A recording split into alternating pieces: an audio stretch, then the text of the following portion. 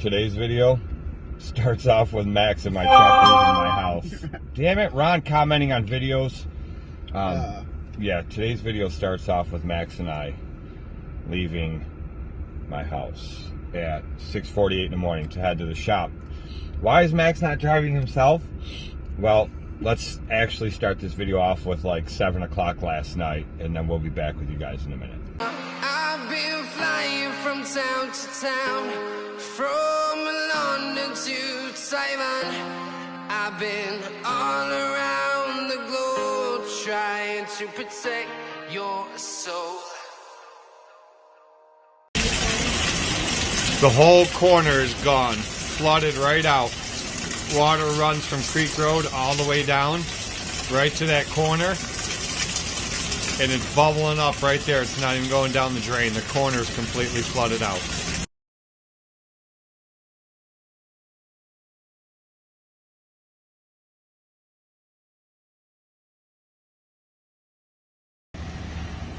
So we got extreme floods that came through, rain. There's Max's car. It was way up over there, and we pulled it back this far, but he has an electronic transmission, so it locked itself in gear. We can't pull it any further. That car's buried up there, and we're in a lot of freaking water here. But right up there, you can tell how deep it is. When it was up there where it started off, it was above our knees, and yeah, Max's car is toasted. He's got water inside that car right up to the seats, and his car is screwed. That guy down there is beyond screwed. But we pulled him back this far. I don't have one of my recovery straps with me. All I had is ratchet straps, and we were able to yank him back this far until there wasn't enough water to allow the car to float, so to speak. So the tires are just locked right up with the electronic transmission. And Max is not very happy. No.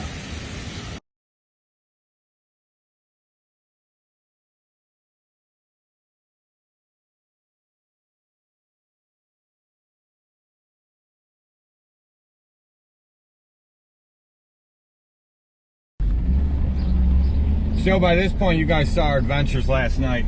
By the time I thought to grab a camera and film, Max was out of the worst of it anyway. He called me, he said, "Boss, I'm stuck." And I said, "Yeah, where?" And I was waiting for him to say he was just screwing around, but he's like, "No, serious, like dead ass, I'm stuck." He's like, I need you to come pull me out now. Yeah, so of course I didn't have any recovery straps. They were in this truck, which was here at the shop. And all I had was a bunch of ratchet straps, and so we tried linking them together. Snapped for them. At first we pushed it back a little bit, and it wouldn't go anymore, and we realized he was stuck on the curb. So we were stuck on the curb, so I just pushed his car.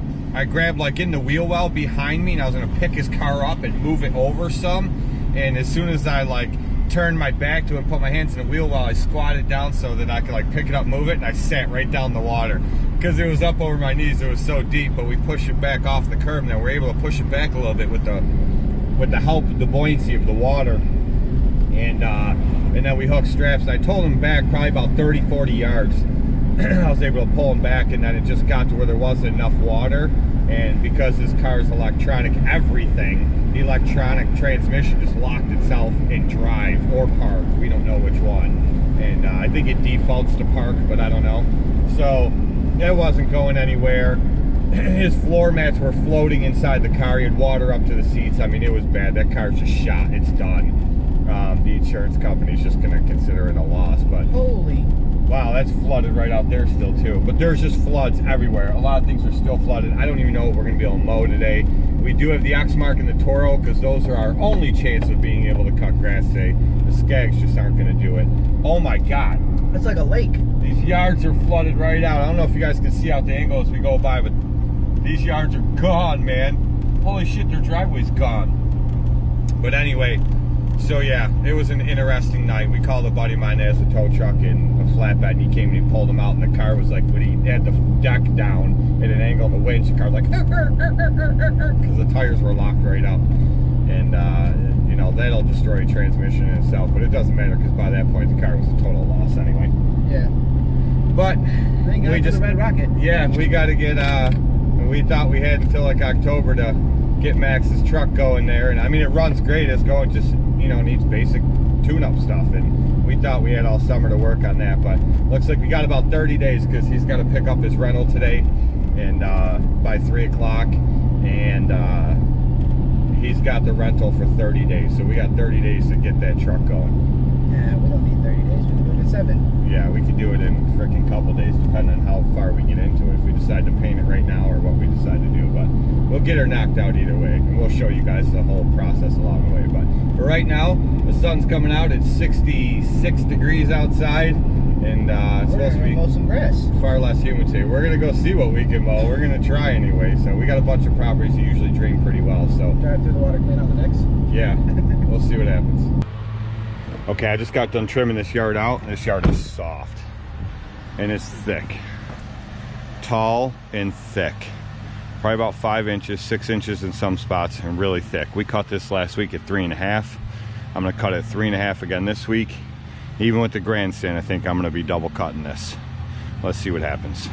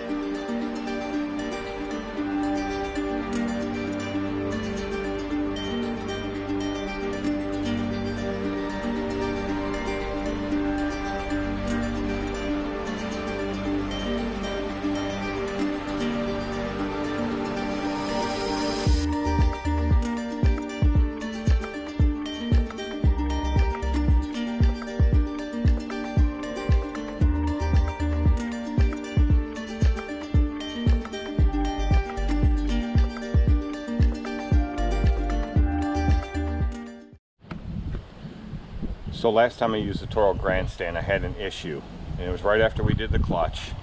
And the issue was, it was like I could hear the engine way louder than the clutch, way louder than the blade spinning, and that shouldn't be. And so I thought maybe it was an issue with the clutch, and I found there was the spring for the tensioner for the deck belt was loose, and it was the mounted holes, it was kind of worn through. If you guys remember way back when, I found that issue with the drive belt on the Toro, and I rebuilt the whole thing, got a new spring, and then I had to weld in the groove where the spring hooks in to fill in the groove. It wore through it. Well, I did that this morning on the Toro, and it was better at first, and then it started having that same issue again. And then Max went to hop on it to last long to take it off, and come to find out, he kept moving the throttle up, and it wasn't throttling up. So I had him move the throttle back and forth a little bit while I looked down by the carburetor, and the governor arm isn't moving up and down. So I think that's the issue. Something's with the governor, and it is not allowing the machine to throttle up, which is why my blades aren't getting full power. When I mow it, it's still shooting out pretty far, still cutting great, but it's not doing what it's supposed to be doing. The machine is slowed right down, so instead of running all the way back to the shop, which is like 20 minutes away, swapping out mowers and coming back, we're going to continue on because most of our properties today require the 32 anyway. So we're going to continue on. We got the X mark and we got the 32. Just going to have to mow some of the bigger yards with the 32. Not like we haven't done it before, right? We'll get her did. We'll get her did. Let's do it.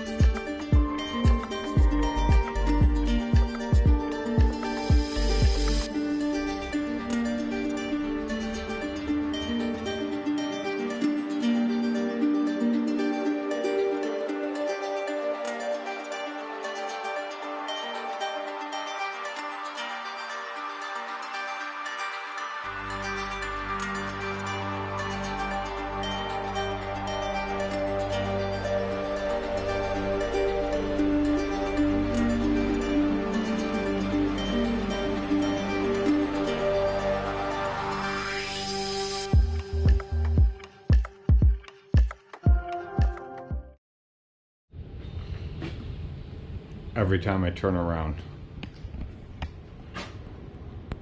Max is in the shitter.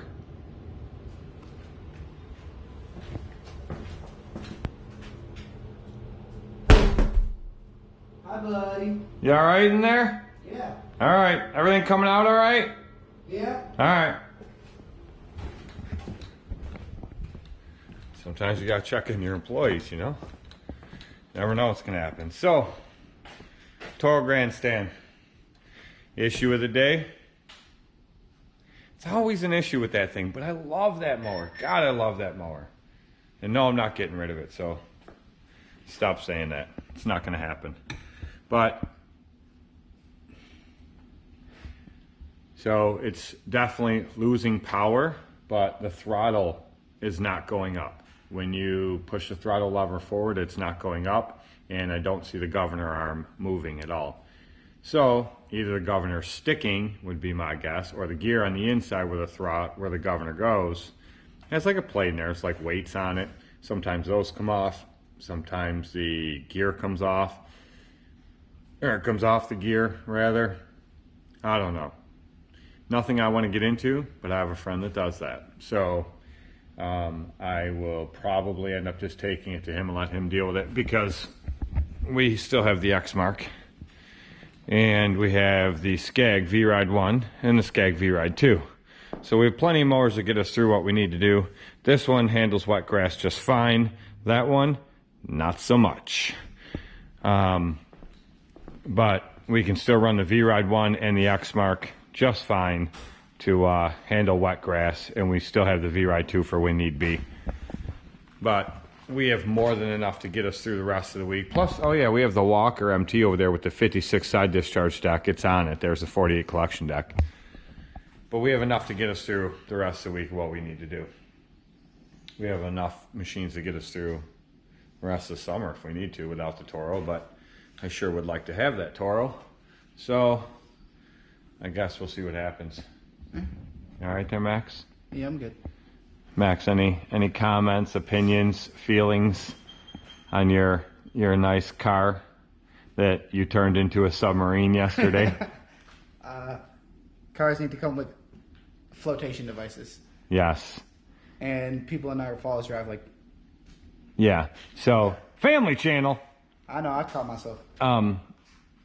Any interest in getting another low riding car with an electronic transmission? Nope. Nope. I'll get a low riding car with a standard transmission. Yeah. Yeah, because we could have put it in neutral at that point and just yanked it right out of there and been fine. But the straps I had probably wouldn't have broke if it wasn't locked in gear or in park or whatever it was. And it'd have been just fine. I'd have yanked them right out of there. If I had my 30-foot recovery strap that is now in the other truck, just in case anything like this happens again, I still would have been able to pull them, even with his tires locked up. But we didn't have it. But with the straps we did have, it would have worked had we had the correct, or had it been able to be put in neutral. When it rains, it pours. And oh, it does. When it rains, it pours. Yesterday it did, and then all day today. And yeah, and then with the Toro issues, say, oh yeah, look what else happened today. This. The cable for the Gorilla Lift snapped. And this gate is heavy as hell by itself as it is. It does have these helper springs on here, which make a world of difference, but it has one on each side.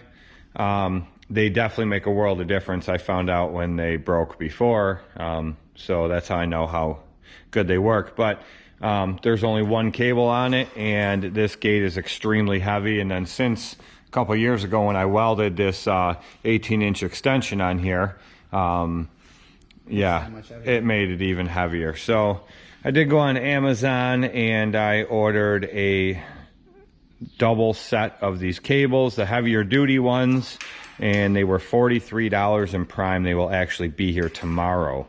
So it's not even like Prime 3-day or 2-day or whatever. They'll actually be here tomorrow. So that'll be nice. Then we'll get those changed out, and yeah, that ought to be fun. But that'll be the next step. Hopefully nothing else breaks. yeah. We got to take Max now to get his rental car and call this day done. Go get Billy, go to the gym. So a little change of plans. They were supposed to have Max's rental car ready for him at 3 o'clock at Niagara Falls location. And he called to confirm before we headed there, because we were going to go there. I was going to drop him off, and then him and I were going to go to the gym. And the guy said, there's no cars here. Why would there be? It's a rent-a-car place, right? So then he calls the Enterprise corporate, and they said, oh, there's the earliest you're going to have one. The Niagara Falls store said the earliest you're going to have one is Monday. Today's Wednesday. So the corporate place tells him, oh, there's one further down the boulevard in Amherst, New York. We said, okay. So we call there, and the lady says, yep, there's definitely one here. So Max says, all right, we'll go there. So I said, we got to stop for food first. So we went to Popeyes. We're in Popeyes drive-thru, and the lady calls and says, there's no cars here. Earliest we could have was maybe Friday. We'll put you on. So he calls corporate again, and they said, we'll put you on a waiting list. Once a car becomes available, if you're next on the waiting list, you'll get a car. Complete crap. So anyway, he's going to drive Billy's truck here for the next couple of days so he can get back and forth to work and pick up Connor. And in the meantime, we went and got some parts for Max's B2200 here. We thought we had all summer to screw around with it so he could drive it in the winter. But it just needs a tune-up. She actually runs pretty good, and it needs plugs, wires, cap, rotor, oil change, air filter, that crap. So we ran around all over and got a whole bunch of parts for Max and picked up Billy here. And Billy and Max are going to work on this while I edit today's video, this one you're watching right now. And yeah, I told Max, well, now that his car was a total loss and the insurance company wrote it off. He's out of a loan. He might as well drive this sucker and save himself $400 a month. And so we're gonna do some work to this so he can put this sucker on the road. And I don't know how soon we're gonna do it, but we're gonna Raptor line this like the dually. But for right now, it's mechanical. And Billy and Max are gonna knock it out.